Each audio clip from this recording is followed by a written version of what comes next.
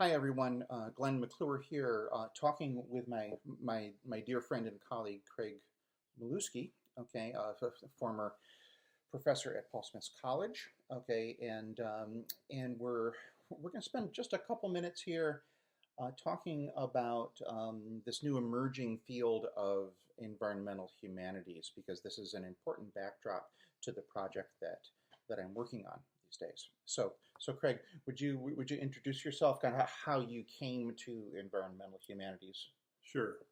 So, as you mentioned, I was just recently was teaching at Paul Smith's College. I retired here about a semester ago, and it's been a wonderful opportunity to actually reflect on this journey that I have taken and how it's led me to this emerging field of environmental humanities.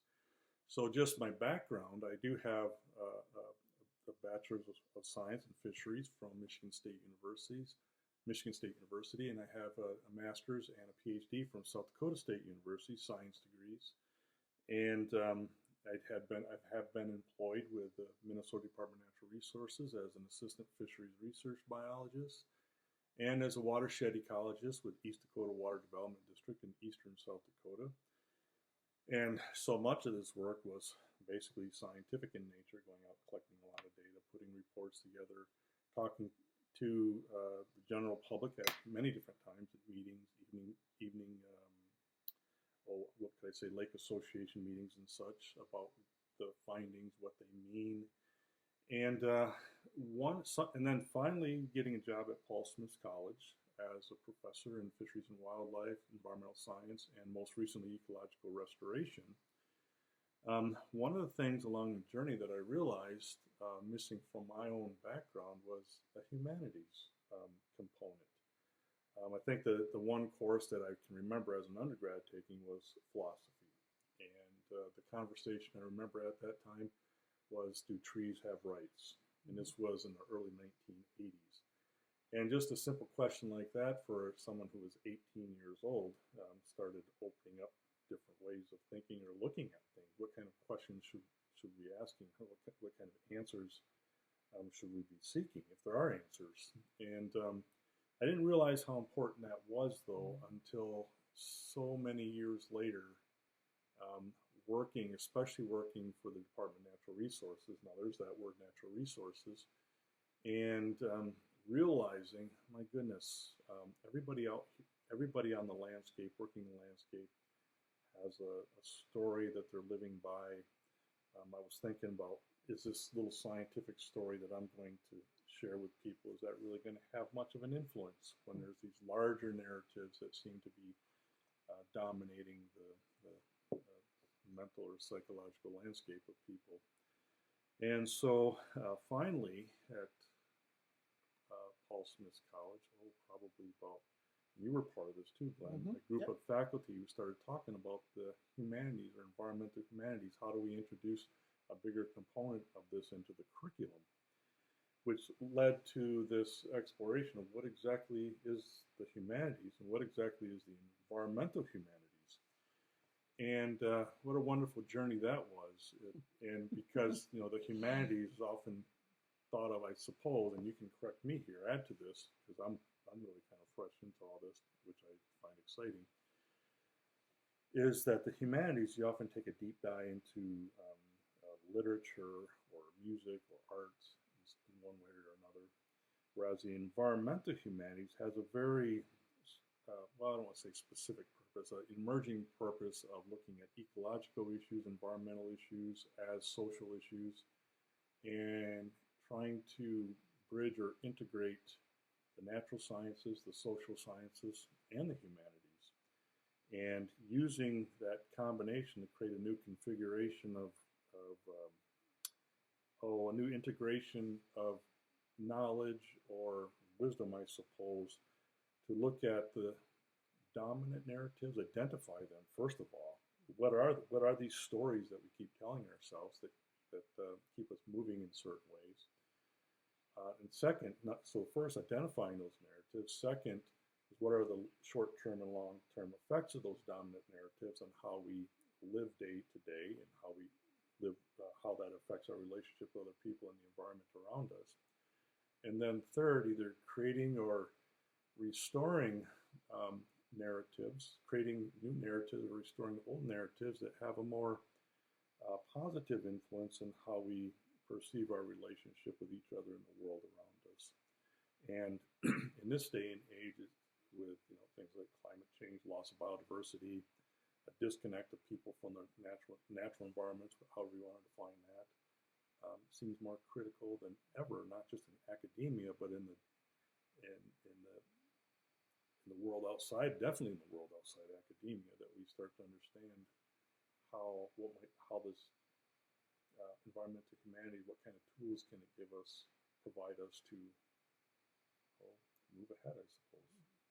Well, you're in very good company because, of course, as we look at how environmental humanities fits into the larger arc of the humanities discipline, we don't have to search too far to find another person who was integrating his scientific life with music, with literature, with history, with politics, with real world things that were happening in front of him, and that person was Galileo Galilei, and so in many ways, I think that as we're looking at environmental humanities, it's a marvelous extension of this long question that this discipline has asked in so many cultures, in so many languages, in so many different times, in so many different circumstances, which ultimately comes down to the fact that, am I making decisions about me,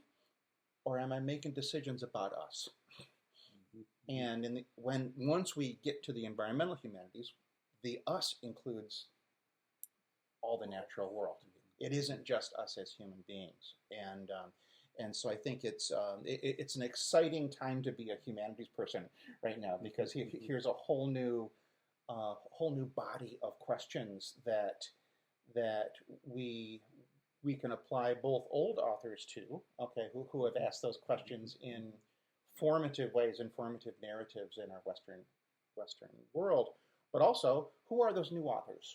Who are some of those folks that, if they're new to environmental humanities, who are a couple people that they should be looking out for and reading some books about? That's such an interesting question with someone like myself who has primarily a science background, but however, I did go back and get a Master of Fine Arts in creative writing, creative nonfiction, and poetry about 10 years ago, just to honor a side of myself that needed some nurturing or cultivating outside the sciences, and that was an extremely important part of my journey toward the environmental humanities. And when I think about the individuals, and I can only handpick a few individuals out of a long list that have influenced my way of viewing the environmental humanities, it really begins with, if I had to pinpoint one person, I would say Aldo Leopold in the Sand County Almanac. For the simple reason that, again, as an undergrad in the sciences, going to the library, because I was skipping economics, and I was searching for a poem for an English class to read, and I ran across these environmental writers like Aldo Leopold, Rachel Carson, Sigurd Olson, but there was something about Leopold that touched the nerve, and I was too young. I didn't have the life experiences to understand it all, but there were some things that he talked about, specifically the stirring of an ecological conscience, this idea of how Group A and Group B, of course he cut it with an axe, Group A viewing the soil as commodity and Group B viewing the land as something other, those people who sought almost like refuge through bird watching or just experiencing nature in a whole bunch of different ways that was really hard to put some kind of commoditized value on. And then also, I also read a lot from Sigurd Olson, who had tended to have a spiritual leaning toward his relationship toward nature. And again, that's a big term. That's the cosmos, as far as I'm concerned. And it's like, wow, there's something bigger here. And at that age of 18, it's like the world seemed a little bit crazy even then, but there's something that these authors, Leopold having passed and Sigurd Olson a couple years later would pass, it's like they're passing on something here that I need to know and understand. And as time has gone on, of course, I've read Leopold probably 20 different times now, different phases through my life. But so there's a lot there, and he actually proposes a land ethic. A thing is right when it tends to preserve the integrity, beauty, and stability of biotic communities. It's wrong when it tends otherwise. And he leads up to this through this a long series of essays beautifully. But what he also states is a land ethic is not carved in stone. It evolves in the mind of a thinking community. So he didn't say this was an endpoint, and I'm sure if he lived longer, he would have explored that even further. And then there's other authors. Another author that jumps out at me playing a role in this is Gary Snyder. Okay. And he has a definite, there's a chapter in a book, in Earth Household, there's a chapter called, if I can remember correctly, Poetry as Survival Technique. And he describes poetry, I'm going to have to paraphrase it, it's the skilled use of voice, language, and I think you may use metaphor, skilled use of voice and language to capture a rare or powerful state of mind that's unique to the singer, that is the poet, but understood by all who listen. Mm-hmm.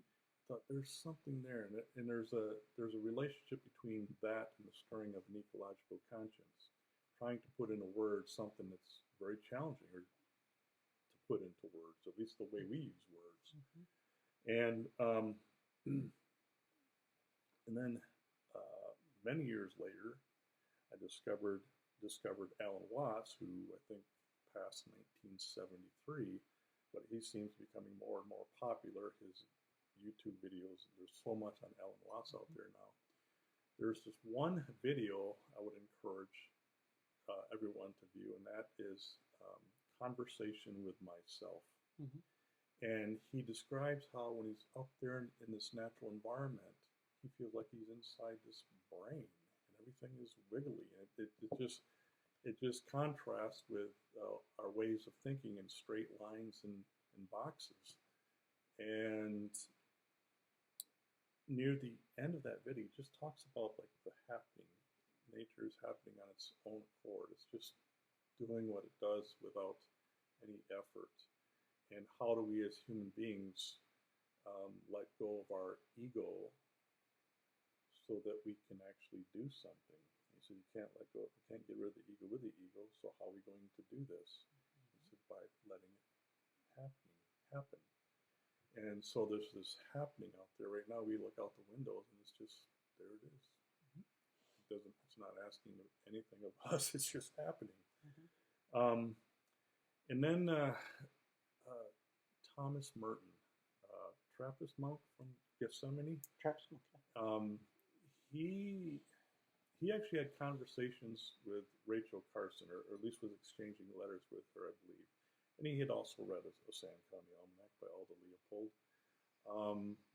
And he wrote an essay that describes that, how does he put this?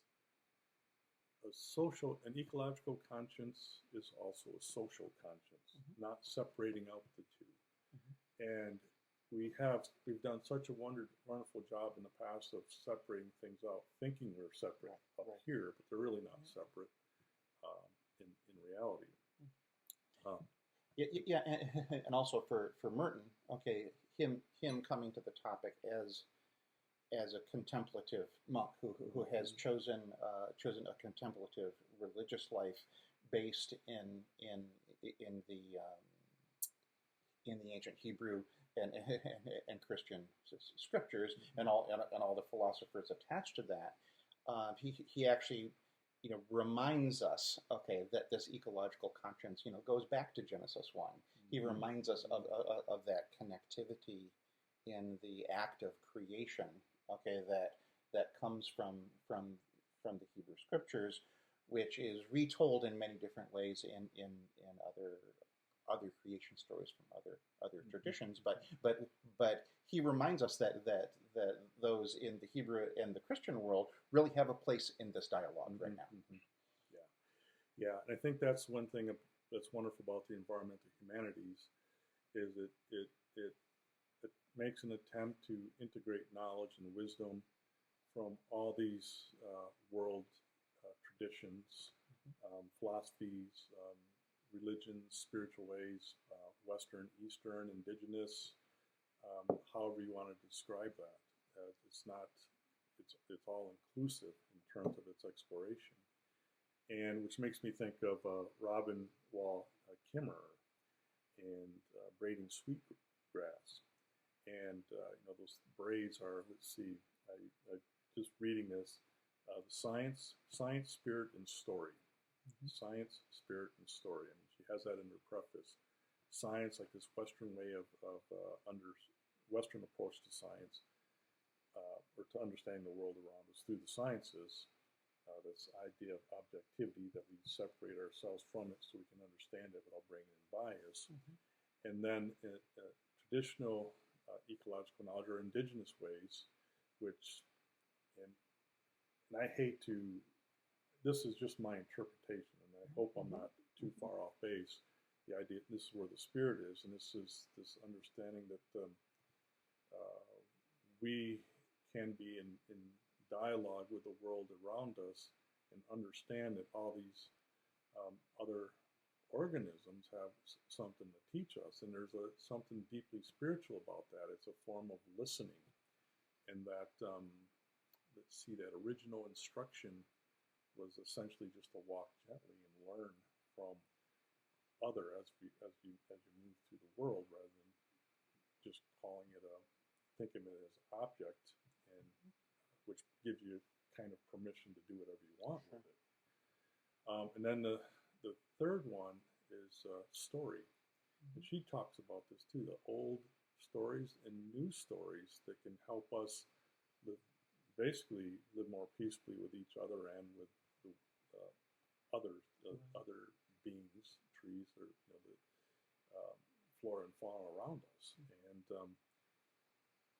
And it seems that this is at the cutting edge of the environmental humanities, is exploring, again, coming right back, exploring the dominant narratives that exist, maybe the ones that have been suppressed, looking at the short-term and long-term effects of those dominant narratives.